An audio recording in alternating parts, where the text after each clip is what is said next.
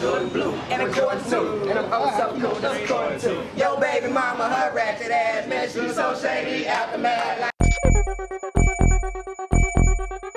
We're rocking out with Star Power Entertainment, and I'm here with the one and only Shorty the Prince. What's happening, SDP, the team, man? All right, so before we even dig in any deeper into this talk, I want you to break it down for me. Are you Shorty the Prince or are you Jordan Blue? In my city, like, Shorty is like my real name. It's like people know Shorty more than they know Jordan. Because I grew up on the radio in St. Louis when I was 12, so it's like the whole city heard me grow up. After the 106 stuff, I did that to separate it, but then I've been thinking, you know what I'm saying, because I was at the crib recently, and I was just thinking, and that's like, I don't feel like I should let them take that from me. You know what I'm saying? I want to do Jordan to separate it, but, you know, I don't want to let go of the Shorty, and then, like, you know what I'm saying, because I feel like that's me. Honestly, my opinion, I think you should keep Shorty. I mean, Shorty is the person that I knew. That's the person I met, like you said, through national TV. And so when Jordan Blue, just like everybody, you know, Beyonce's Sasha Fierce, and then like Jigga, Hov, and Jay-Z and Jay, you know? So I just looked at Jordan Blue like that's just another piece of Shorty. But Shorty's home. Right, Shorty is who I am. Like, I could never scratch that. Like, I do music for people that I mess with and that mess with me. And the fact that you doing this for me, let me know that you mess with me. You saying that, it's like, all that is going into the pot, because really I feel like I'm starting all over because I'm at a different point in life and my career. So, you know, that I want to take knowledge from everywhere and just do it 100%. You know what I'm saying? Absolutely. Why didn't you just keep on pursuing the on-air personality route? And me, I'm not talking about specifically the company I work for. I'm talking about wherever you want to get. If you're trying to get somewhere on the corporate land, you know, sometimes that make you just want to really do what you love and find out how you can make the most money from it. You know, radio and hosting and stuff like that, but that's what broke for me. You know, it's like I was at work doing my radio show like I was doing every night in Detroit. I checked my email one day and that's what it said, BET. Okay, let's do it. Put a video together, all right, let's do it. And I adapted because that's what you're gonna do. Like when you come from somewhere that you just learn to do that, you know what I'm saying? So I adapted. I'm saying we advertise not only in the US, you in all other countries, all kind of stuff like that. So it's like you advertise to the world. You gotta say this because this in the script, or like, come on now.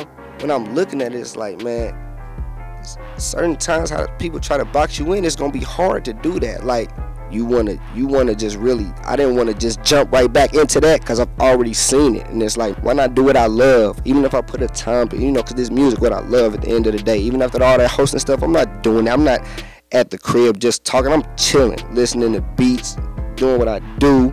If somebody want to call me to host a party, you gonna pay me to host a party and chill, you gonna give me liquor and stuff like that? Come on. What do you want your fans to take away from your music the most, seeing how you went to, like, you went from 106 and now you're rapping, and so, you know, you have followers, you know, you built a fan base through 106, and so you still got those people following you, seeing what you're doing. What do you want them to take? I mean, I want them to, I really just, I guess, know me, you know, just let people know that, you know, you can be multifaceted and stuff like that, and be an inspiration to everybody else too. Like, look at Jamie Foxx. Like, Jamie Foxx, stand-up comedian, his own TV show, album. That's what I'm on right now with so many. I don't want to box myself in because I don't want nobody else to do that. Do what you want to do, especially if you're good at it. I'm still cool with Mikey and P, of course. Did you have to keep your relationship on the low on the show? About the mixtape, what is your favorite song off of there? Off remix tape 2? Yeah. Let me tell you mine, because the freestyle. Southside, St. Louis, that's where I'm from. Look at me, look at you. Nigga, you a bum, my J. Game and MK game, yeah, you can't touch that shit. Hey dog, what you mad at me for? Oh, probably cause of you got me saying those lines. I like that. Still coolin'. That video, I like that video because y'all just look like y'all having fun. Yeah, we had actually just got done. Like, my whole family was down at the bowling alley. It's this bowling alley in the loop called Tropicana. Everybody was down there. So the cameraman, my man Dust Jackson had came down there. And then we finished shoot the video, and there was like a group of kids that was in there. They like, Shorty? I'm like, yeah, come get in the video. So they was dancing and stuff. It was crazy. Yeah. Crazy stuff. And you know what most people don't know about you? Like, you were already signed. Like you said, you want people to know your story. You were signed at 15.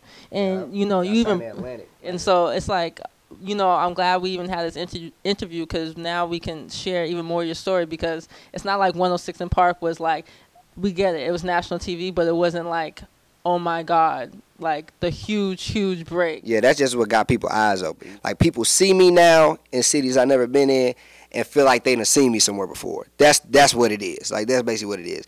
Don't I know you? No, I ain't go to your high school. No, I'm not your nephew. No, like, you look just like my nephew. Like, nah. You know, people just, it's just recognition. You know what I'm saying? And I guess that's kind of good because they're giving me a way to be like, no, but I got this mixtape, though. You know what I'm saying? Check this out. You know, so. So why do you think you can rep 2 cities? Like 2 different cities like that. Like, you rep St. Louis and Detroit. And Detroit. And but you know what? Let me tell you why, though. Break it down, Let me tell you why, though. Let me tell you why.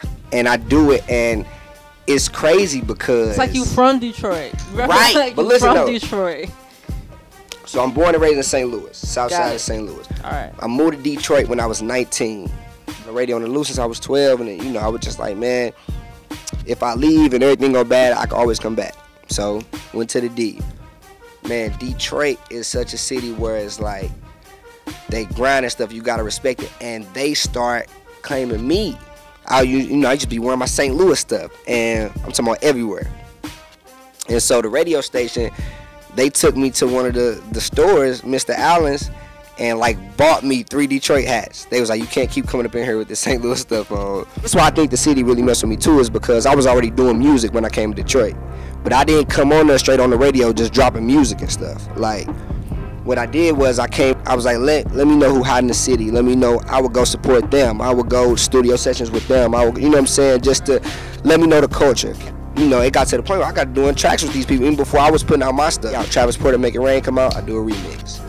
Ham come out, do a remix, whatever, just doing our remixes. So that's when people start getting hip, like, oh, okay, whatever. To the point, you know, Trick, the man, Trick came down. He bringing his whole family down to the radio station. Grandma, mom, and everybody. You know what I'm saying? Like, how could a city like that, who are so vocal about them not accepting people, accept me and me not going hard for the D when I was in the D, but when I got up to 106, it's like, I got this opportunity. That's really how I was looking at it. Like, I can put on. Show, man, St. Louis, Detroit, love, great time. And they gonna show love, like, Detroit show love, like, that wouldn't be right for me not to rep them. You know what I'm saying? You know, honestly, that's dope because you don't see artists that do that. You know, everyone just reps where they're from and not exactly where they were putting in the hustling, putting in the work, and the people that are showing them love. Remember, I moved there when I was 19, so from 19 to like 21, 22, so I became a man when I was in Detroit. You know what I'm saying? So it's like, started affecting me. I was in Detroit. A lot of, you know what I'm saying, I met P in Detroit. Like, start really learning how to get money and do all that, and, you know, just looking at stuff for how it is. All right, so what can your fans expect from you now? Y'all be looking out, man. We SDP the team, man. We putting together this project right now, so y'all just be looking out for me. Follow me on Twitter at Shorty the Prince, SHORTYDA Prince, Instagram, Jordan_Blue. Shout out everybody in the Lou, everybody in the D, everybody in Boston too. There we go. And check out that Just Like That. That song's popping. It's on iTunes. It's only $1. Get Shout it. out my man Face. Shout out my man Mike. You know it. Big Niche, what's happening? And we out of here. Star Power Entertainment.